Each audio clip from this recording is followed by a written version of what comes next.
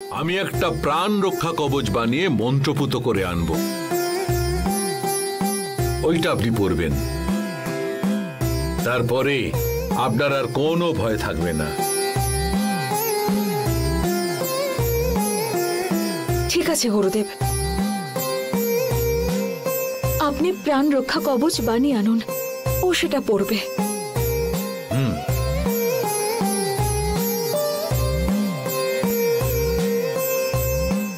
আরে মা, বাবার জন্য তুমি চিন্তা করছো কেন? আয়, চুপ করে বসে থাক, একদম বড় বড় কথা বলবি না। থাক না মা, বাচ্চারা এইভাবে কথা বলতে থাকলে তো ভালো।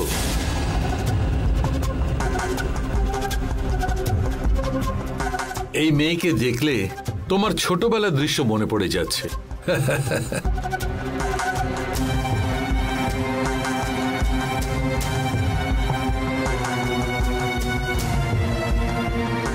ঠিক আছে, এবার আমি চললাম।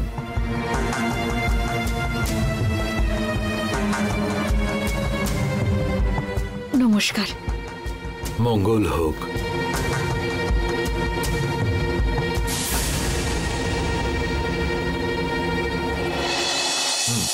সবাই সাবধানে থাকবেন। হ্যাঁ, আসুন। আসছি।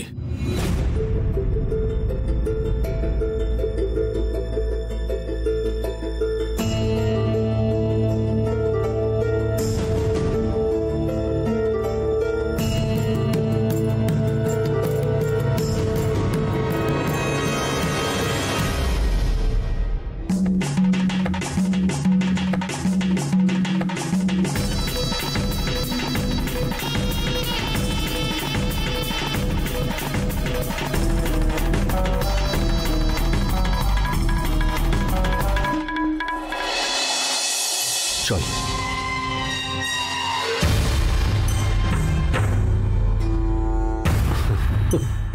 What is this nonsense?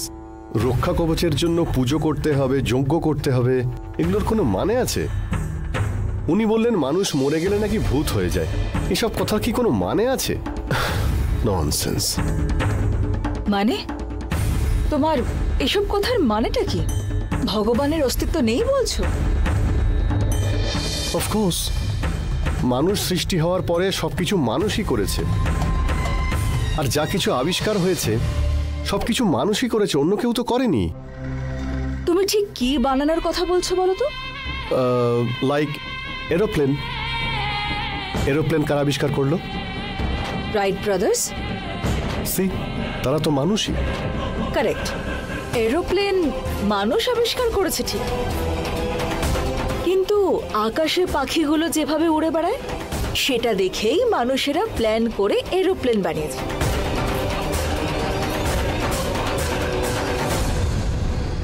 এখন সেই পাখিদের সৃষ্টি করেছে কে? শক, ইলেকট্রিসিটি। ইলেকট্রিসিটি যে আছে তার খোঁজ কি করলো? আহা হা, তোমার মতে William Gilbert, Michael Faraday, Benjamin Franklin, am I right? ওনারা জানার আগে থেকে পাওয়ারের অস্তিত্ব ছিল। বিদ্যুতে ইলেকট্রিসিটির পাওয়ার যে আছে সেটা জানো তো? ওই বিদ্যুতের বেসিসেই এরা ইলেকট্রিসিটির খোঁজ করেছে। এই মাটি, আগুন, জল, আকাশ, এই পঞ্চভূতের সৃজন কে করেছে? ওকে, তোমার কথায় আসি আমি। এই জাহাজ, শিপ, এর আবিষ্কারও তো মানুষই করেছে। জলে মাছেদের দেখার পর ইন্সপায়ার হয়ে শিপ বানিয়েছে।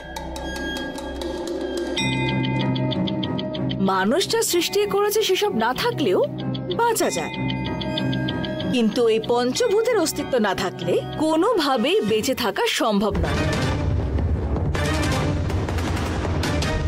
তোমাকে আমি একটা ছোট্ট উদাহরণ দিচ্ছি।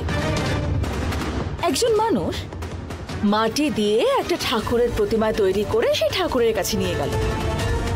কে বলল, ভগবান তুমি তো এই জগৎ সৃষ্টি করেছো, কিন্তু দেখো আমি মাটি দিয়ে তোমার প্রতিমা তৈরি করেছি, তোমাকে সৃষ্টি করেছি, তাই আমিই গ্রেট। তখন ভগবান মানুষকে একটা প্রশ্ন করেন, ঠিক আছে, তুই আমাকে সৃষ্টি করেছিস, কিন্তু যে মাটি দিয়ে তুই আমার প্রতিমা গড়েছিস সেই মাটির অস্তিত্ব কোথা থেকে এলো বলতো?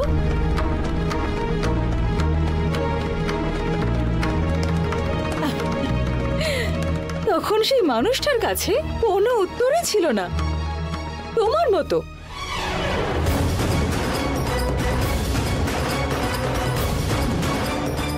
মিস্টার অশোক, তুমি ফ্লাইট নিয়ে কি সব বলছিলে যে? এই সেম প্লেনই হাজার হাজার বছর আগে ত্রেতা যুগে পুষ্পক বিমান হিসেবে পরিচিত ছিল। এই সেম টেকনোলজি। ভগবান মানে বিশ্বাস, ভগবান মানে ভয়, ভগবান মানে ভক্তি। ওভারঅল বলতে গেলে ভগবান মানে স্ট্রাকচার্ড, ডিসিপ্লিনড আর ওয়েল ম্যানার্ড জীবন।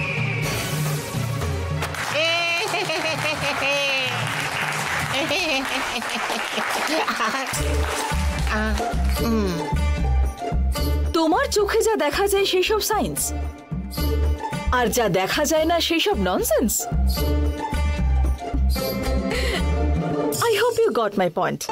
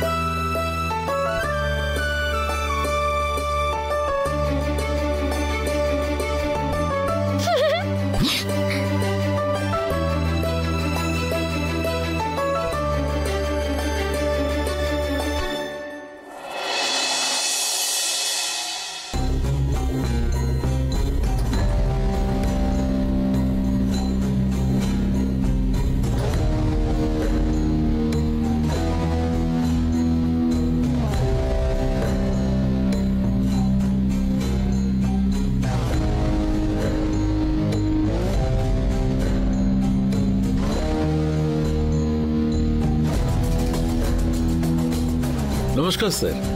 আরে আসুন আসুন, বসুন। কি ব্যাপার, আপনি একদিন আগেই চলে এলেন? আমি একবার কমিট করলে কাজ করতে কোনোদিন লেট করি না। দেবী উমা গ্রুপ অফ কোম্পানিজের ফাইন্যান্সিয়াল ডিটেলস চেয়েছিলেন, নিয়ে এসেছি।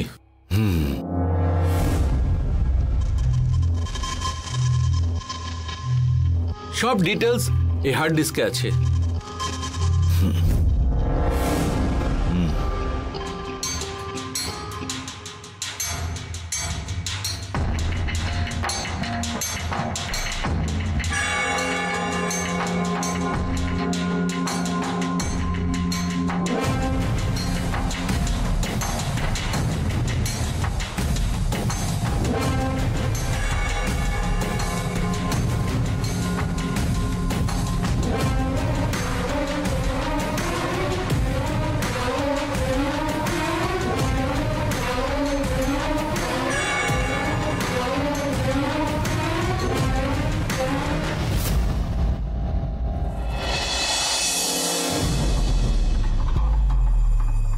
পারফেক্ট।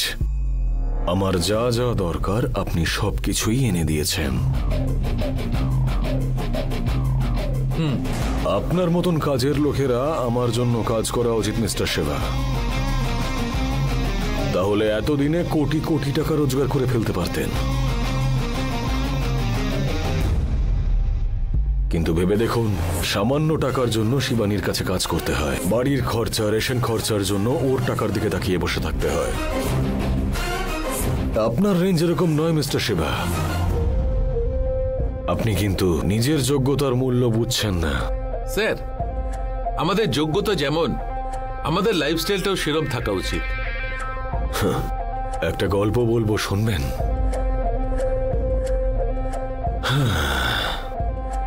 একজন বাবা নিজের ছেলেকে একটা ঘড়ি দেয় আর বলে সেই ঘড়িটা নাকি তাদের পৈতৃক সম্পত্তি। আর ওই ঘড়িটা বিক্রি করার জন্য ছেলেটা একটা দোকানে নিয়ে যায়, আর এটা উনি দেখে বলেন যে ঘড়িটাতে স্ক্র্যাচ রয়েছে, আর এই ঘড়িটার মূল্য নাকি সেরকম নয়। এটা শোনার পর ছেলেটা ঘড়িটা বন্ধক রাখার কথা ভাবল। এটা দেখে ওই দোকানদার কি বলল জানেন? যে এই ঘড়িটা বন্ধক রেখে সে তাকে 1000 টাকা দিতে পারে। এটা শুনে ছেলেটা চলে যায় আর বলে যে পরে আসবে। সেখান থেকে ছেলেটা ওই ঘড়িটা নিয়ে সোজা চলে যায় একটা মিউজিয়ামে। মিউজিয়ামের লোক ওই ঘড়িটাকে দেখে বলে যে এটা নাকি 100 থেকে 150 বছর পুরনো একটা ঘড়ি, খুব রেয়ার মডেল। আর বলল সেটার জন্য তারা 35 লাখ দেবে। মিস্টার শিবা, এবার আপনি ভেবে দেখুন, একই ঘড়ি কিন্তু একজনের কাছে খুব পুরনো একটা ঘড়ি, ক্র্যাচ পড়ে গেছিল বলে তার কোনো মূল্য ছিল না। কিন্তু দেখুন, একজন বলল 1000 দেবে, আর একজন বলল ওই অ্যান্টিকের জন্য তারা 35 লাখ দেবে। একটা জিনিস যেখানে থাকা উচিত তার ভ্যালু সেখানেই পাওয়া যায়।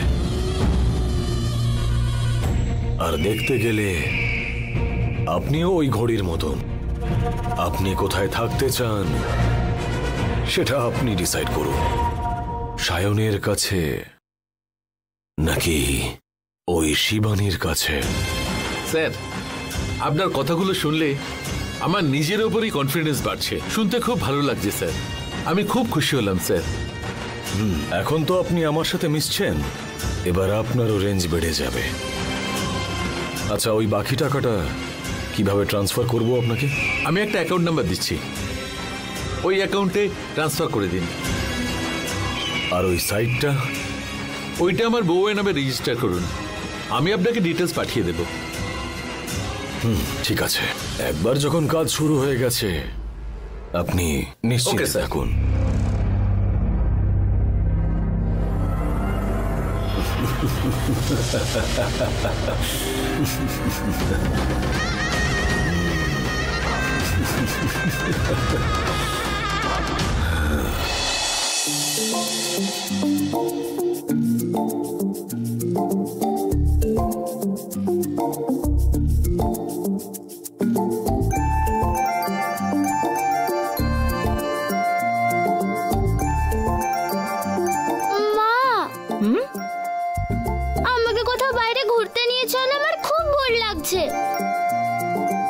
বাইরে ঘুরতে যাব বলেই তো বাড়ি ছেড়ে এখানে আসলাম আমরা।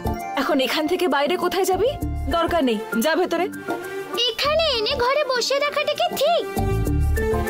এখানে এসে আমি আরো বোর হয়ে যাচ্ছি। তুই বোর হচ্ছিস বলে আমি কি করতে পারি বলতো? ঠিক আছে, যা গিয়ে টিভি দেখ তুই।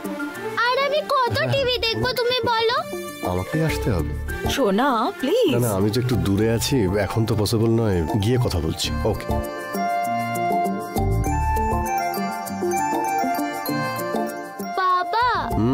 তুমি দেখো না, মাকে বললাম যে বাইরে কোথাও একটা ঘুরতে নিয়ে চলো, মা বকলো।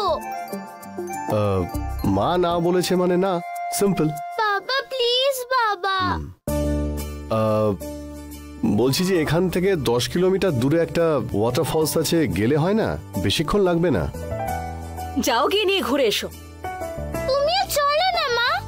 আমি কোথাও যাব না এখন। তাহলে বরং কালকে আমি বাড়ি নিয়ে চলে চলো। আমি কমলা দিদা রূপান্টির সাথে ভালো ছিলাম। কোনো বাচ্চা যখন তার বাবা মায়ের থেকে অন্য কারোর সঙ্গে বেশি ভালো থাকে, তার মানে বাবা মায়ের থেকে যে সন্তান দূরে চলে যাচ্ছে সেটা কিন্তু তাদের ভেবে দেখা উচিত। এইখানে কাছেই তো, মাত্র 10 কিলোমিটার। অন্তত আমাদের জন্য না হোক, মেয়ের জন্য তো যাওয়া যেতেই পারে, তাই না? রঙ্গদা, রঙ্গদা, রঙ্গদা। হ্যাঁ দিদি। কোথায় ওয়াটারফলস দেখতে যাবে বলছিলে? গাড়ি রেডি করো আর জামা কাপড় প্যাক করে নাও। কোথায় ওয়াটারফলস দেখতে যাবে বলছিলে? গাড়ি রেডি করো আর জামা কাপড় প্যাক করে নাও। ঠিক আছে দিদি, এই চল।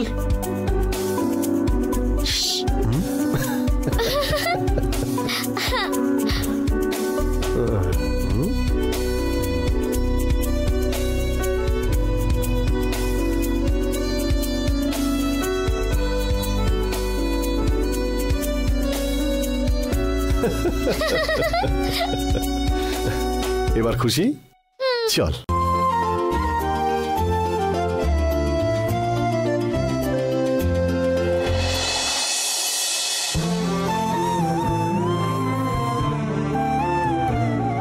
এই রঙ্গা, এগুলো পিছনে দিয়ে দে। হ্যাঁ রাখছি। তোর মা কোথায় রে? মা তো ঘরে চুল আঁচড়াতে গেল। বুঝে গেছি, আর বলতে হবে না।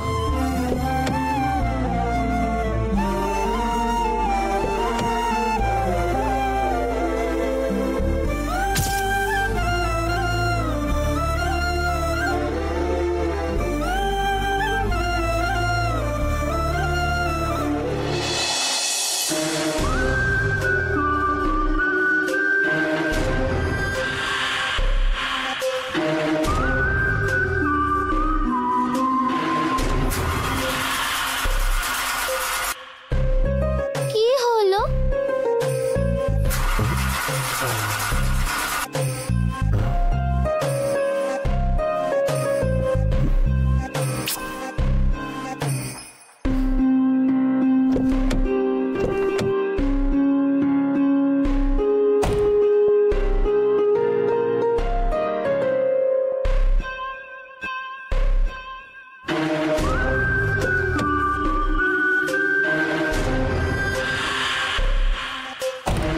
বাবা, কি হলো গো বাবা? গাড়িটা কেন যে স্টার্ট হচ্ছে না? সত্যি বাবা? দেখতেই তো পাচ্ছিস, গাড়িটা কিছুতেই স্টার্ট নিচ্ছে না। আমার ব্যাগটা কি এখানে? হ্যাঁ মা, আমি নিয়ে এসেছি। কি হয়েছে? ওই মনে হচ্ছে কিছু একটা প্রবলেম হয়েছে, কিছুতেই স্টার্ট হচ্ছে না। ভিতর থেকে আরেকবার চেক করে দেখি।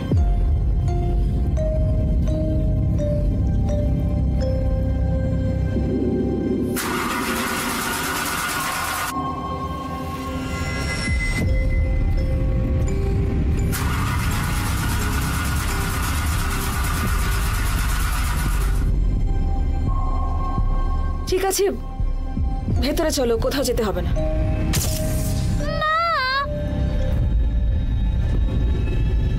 সোনা, কোথাও যাওয়ার সময় গাড়ি স্টার্ট হচ্ছে না মানে সেটা অশুভ লক্ষণ। চল ভেতরে।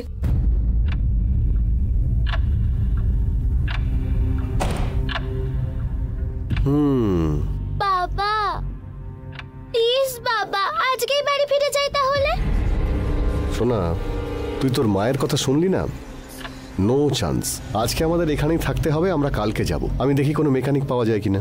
গাড়িটা ঠিক হয়ে গেলে আমরা কালকেই যাব।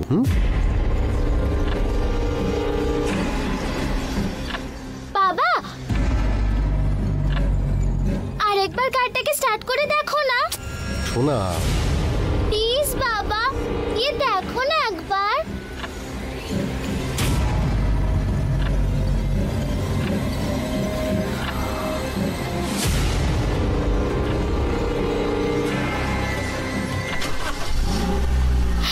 গাড়ি স্টার্ট হয়ে গেছে, গাড়ি স্টার্ট হয়ে গেছে।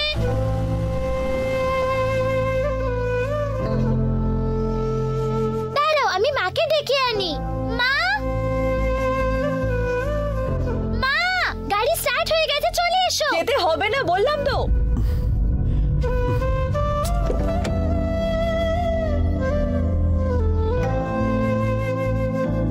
আমি তো বললামই, তোর মা একবার ডিসিশন নিয়ে নিয়েছে মানে আর যাবেই না। যদি ভগবান এসে বলে এখন, তাও যাবে না। শোনা, আজকের দিনটা ছেড়েই দে, যা হওয়ার কালকে। শোনা, আজকের দিনটা ছেড়েই দে, যা হওয়ার কালকে। কালকে আমরা যাবই। ঠিক আছে? চল।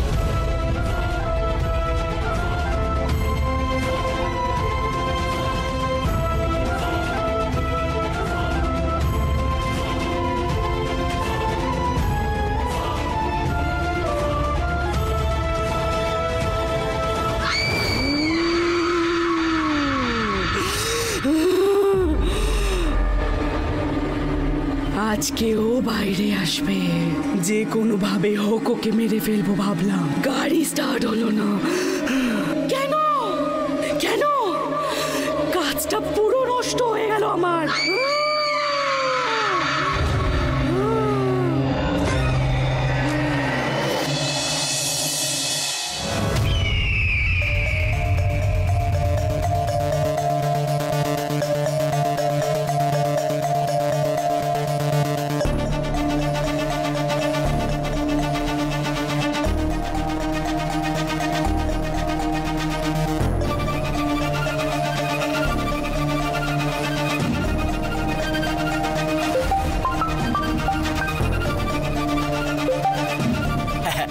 বাস 100 বছর বাঁচবেন আপনি। আমি ভাবছিলাম আপনাকে কল করবো আর আপনি কল করলেন।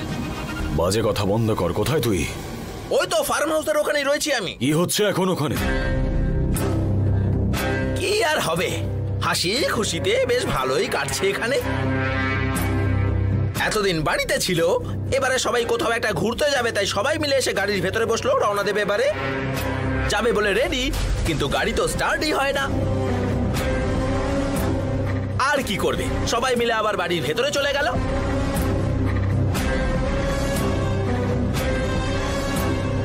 বলি স্যার, আপনি আমাকে এখানে হরর সিনেমা দেখতে পাঠিয়েছিলেন, আর এখানে এসে আমি কিনা কমেডি সিনেমা দেখছি বসে বসে। Full family entertainment. আমাকে কি মনে করছে ওই তান্ত্রিক? মনে হচ্ছে আমার হিস্ট্রি সম্পর্কে ওর কোনো আইডিয়া নেই। ওর শক্তি কোনো কাজের নয়। তাহলে আমার সামনে বসে এত বড় বড় লেকচার কেন দিল? এখানে কোনো ভূতই নেই বস, ওই তান্ত্রিকটা আপনাকে একেবারে ঠকিয়ে দিয়েছে, বুঝলেন?